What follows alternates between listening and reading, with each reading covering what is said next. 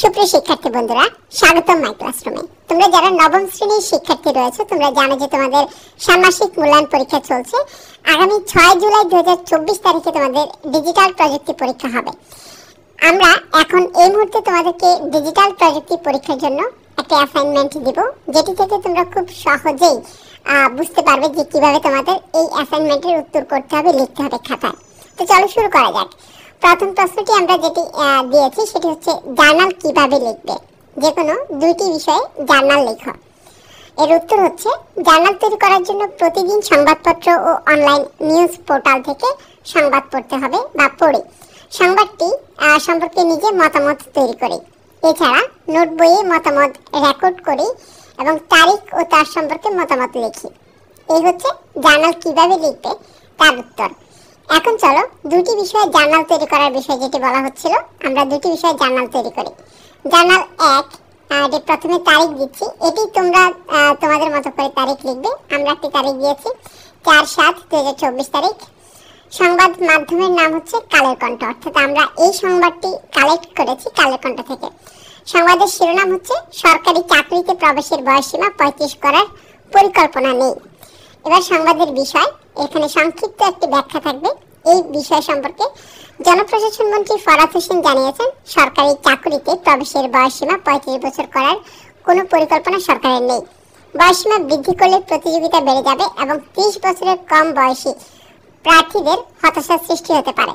বর্তমানে শিক্ষা প্রতিষ্ঠানে সেশন জট নেই এবং শিক্ষার্থীরা 23-24 বছরে স্নাতকোত্তর ডিগ্রি অর্জন করে, ফলে চাকরিতে আবেদনের জন্য পর্যাপ্ত সময় পায়। এবার এই সংবাদটি সত্য না মিথ্যা সে বিষয়ে আমার মতামত থাকবে একটি, যে জার্নালটি লিখবে তার একটি মতামত থাকবে। এখানে আমি আমার মতামত লিখছি, এই সংবাদটি প্রকৃত সত্য। বর্তমান সরকারের চাকরিতে বয়সসীমা 35 করার কোনো পরিকল্পনা নেই। এটা আমরা লিখলাম একটি জার্নাল। আশা করছি তোমরা এটি খুব সহজেই লিখতে পারবে। জার্নাল আসলে প্রথমে তারিখ লিখবে, তারপর সংবাদ মাধ্যমের নাম, যেই সংবাদ থেকে তুমি বা যে অনলাইন পোর্টাল থেকে তুমি সেটা লিখেছো সেটি হতে পারে প্রথম আলো, কালের কণ্ঠ, যুগান্তর কিংবা বাংলাদেশ প্রতিদিন অথবা ঢাকা ট্রিবিউন, এরকম হতে পারে, যে কোনো পত্রিকা হতে পারে।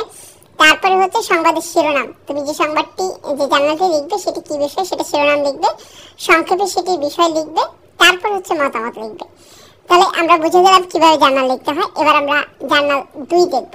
জার্নাল দিতে হচ্ছে প্রথমে তারিখ, যথারীতি 4/7/2024 তারিখ দিয়েছি। সংবাদ মাধ্যমের নাম হচ্ছে দৈনিক কালের কণ্ঠ। সংবাদের শিরোনাম হচ্ছে বিমান বাংলাদেশ এয়ারলাইন্সের 500টি বিমান কিনবে সরকার।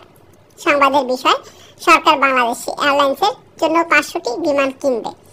এবার এর মতামত হচ্ছে এই সংবাদটি মিথ্যা, কারণ সরকার বাংলাদেশ এয়ারলাইন্সের জন্য 500টি বিমান কেনার জন্য যে এর অর্থ নেই, এত অর্থ সরকারের নেই, এই জন্য সরকার বিমান কিনবে না, অর্থাৎ এই সংবাদটি কি মিথ্যা। আচ্ছা, এখন আমরা আরেকটি প্রশ্ন দেখি, কি কি কারণে একটি সংবাদ প্রভাবিত হতে পারে বলে তুমি মনে করো? একটি সংবাদ নানান কারণে প্রভাবিত হয়। আমরা উত্তর দেখি, উত্তর হচ্ছে একটি সংবাদ বিভিন্ন কারণে প্রভাবিত হতে পারে। নিচে কয়েকটি কারণ উল্লেখ করা হলো। প্রথম কারণটি হচ্ছে রাজনৈতিক প্রভাব। সংবাদ মাধ্যমের উপর রাজনৈতিক দল বা সরকারের প্রভাব থাকলে তারা সংবাদকে তাদের পক্ষে ঘুরিয়ে প্রকাশ করতে পারে, অর্থাৎ সংবাদ যাই হোক সেটি তারা তাদের পক্ষে ঘুরিয়ে প্রকাশ করতে পারে। তাহলে কি বোঝা গেল? একটি সংবাদ প্রভাবিত হতে পারে প্রথমত রাজনৈতিক প্রভাব দ্বারা, দ্বিতীয়ত অর্থনৈতিক স্বার্থ, বিজ্ঞাপনদাতা বা পৃষ্ঠপোষকদের স্বার্থ রক্ষার্থে সংবাদ মাধ্যম কিছু সংবাদের উপর নিয়ন্ত্রণ আরোপ করতে পারে। তারপরে হচ্ছে আরো যে কারণে সংবাদ প্রভাবিত হতে পারে তার 3 নম্বর কারণটি হচ্ছে সংবাদ মাধ্যমের পক্ষপাতিত্ব। কোন সংবাদ মাধ্যম নির্দিষ্ট মতাদর্শ বা ধারা অনুসরণ করলে তারা সেই মতাদর্শের পক্ষে সংবাদ প্রকাশ করতে পারে। সেন্সরশিপ, সরকার বা সংশ্লিষ্ট কর্তৃপক্ষ সংবাদ প্রকাশের ক্ষেত্রে সীমাবদ্ধতা আরোপ করলে সংবাদ প্রভাবিত হতে পারে। সেন্সরশিপ দিয়ে সংবাদ প্রভাবিত হতে পারে। আর সংবাদ মাধ্যমের পক্ষপাতিত্ব থাকতে পারে। জনমতের চাপ, সংবাদ জনগণের অনুভূতি ও প্রতিক্রিয়ার কারণে সংবাদ কোন সংবাদকে বড় করে তুলতে বা উপেক্ষা করতে পারে। সংবাদের উৎস, তথ্যের সঠিকতা বা উৎসের বিশ্বাসযোগ্যতা না থাকলে সংবাদটি প্রভাবিত হতে পারে। মালিকানা, সংবাদ মাধ্যমের মালিকদের ব্যক্তিগত মতামত থাকে, অনেক সময় স্বার্থ সংবাদ প্রকাশের ক্ষেত্রে প্রভাব ফেলতে পারে। অনেক সময় এমন কিছু সংবাদ যেটা সত্য, যেটা মালিক বা মালিক পক্ষের কারো স্বার্থের আঘাত লাগতে পারে, এই জন্য তারা সেই সংবাদ প্রকাশ থেকে বিরত থাকে, কিংবা সেই সংবাদ প্রকাশ করলেও সেটি যেন মালিকের আঘাত না হানে মালিকের কারক পক্ষে, সেভাবে সেটি লেখা হয়। প্রযুক্তিগত সমস্যা, তথ্য সংগ্রহ প্রকাশের সময় প্রযুক্তিগত সমস্যা যেমন ভুল তথ্য, ভুল ব্যাখ্যা এবং কৃত্রিম বুদ্ধিমত্তার ভুল সিদ্ধান্ত ইত্যাদির কারণে সংবাদ প্রভাবিত হতে পারে। এসব কারণে একটি সংবাদ সম্পূর্ণভাবে নিরপেক্ষ ও সঠিক নাও হতে পারে। তাই সংবাদ পড়ার সময় সবসময় সমালোচনামূলক দৃষ্টিভঙ্গি রাখাটা গুরুত্বপূর্ণ। এবারে পরের যে প্রশ্নটি রয়েছে, সাইবার অপরাধ কি? সাইবার অপরাধ থেকে বেঁচে থাকতে তুমি কি কি পথ অবলম্বন করবে? এখানে আমরা উত্তর দিচ্ছি, সাইবার অপরাধ হলো এমন অপরাধ যা কম্পিউটার, ইন্টারনেট ও অন্যান্য ডিজিটাল প্রযুক্তির মাধ্যমে সংঘটিত হয়।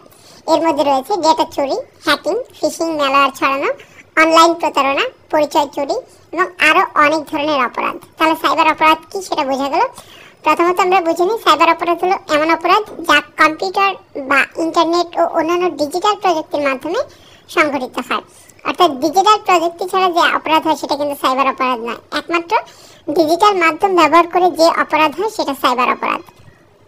এখন প্রশ্ন হচ্ছে, সাইবার অপরাধ থেকে বেঁচে থাকতে কিছু কার্যকর পথ অবলম্বন করা যেতে পারে। কি কি কার্যকর পথ অবলম্বন করা যাবে? এক হচ্ছে শক্তিশালী পাসওয়ার্ড ব্যবহার করতে হবে। পাসওয়ার্ডগুলিকে জটিল এবং অনন্য রাখুন, যাতে অন্য কোনো কিছুর সাথে না মিলে যায়, যাতে অনুমান করা কঠিন হয় এমন পাসওয়ার্ড দিতে হবে। দ্বিস্তরীয় অর্থাৎ 2 ফ্যাক্টর অথেন্টিকেশন চালু করতে হবে, এটি আপনার অ্যাকাউন্টকে আরও সুরক্ষিত করে তুলবে। অ্যান্টিভাইরাস ও অ্যান্টি ম্যালওয়্যার সফটওয়্যার ব্যবহার করতে হবে, এগুলো আপনার ডিভাইসকে ম্যালওয়্যার ও ভাইরাস থেকে রক্ষা করবে। নিয়মিত সফটওয়্যার আপডেট করতে হবে। নতুন আপডেট সাধারণত নিরাপত্তা ফিক্স অন্তর্ভুক্ত থাকে, যা আপনার ডিভাইসকে সুরক্ষিত রাখে। অজানা লিঙ্ক ও ফাইল থেকে সাবধান থাকতে হবে। ইমেল, মেসেজ বা ওয়েবসাইটে অজানা লিঙ্কে ক্লিক করা থেকে বিরত থাকতে হবে। ব্যক্তিগত তথ্য শেয়ার করার আগে সাবধান হন। অনলাইনে ব্যক্তিগত বা আর্থিক তথ্য শেয়ার করার আগে নিশ্চিত হন যে সেটি নিরাপদ এবং বিশ্বাসযোগ্য কিনা। নিয়মিত ব্যাকআপ নিতে হবে। আপনার গুরুত্বপূর্ণ ডেটা নিয়মিত ব্যাকআপ নিন, যাতে কোনো সমস্যা হলে তা পুনরুদ্ধার করা যায়। অজানা ওয়াইফাই নেটওয়ার্ক থেকে বিরত থাকুন। পাবলিক ওয়াইফাই ব্যবহার করা হলে একটি ভিপিএন ব্যবহার করুন, যেন সেটি আপনার তথ্যকে কোনোভাবে ট্র্যাক করতে না পারে।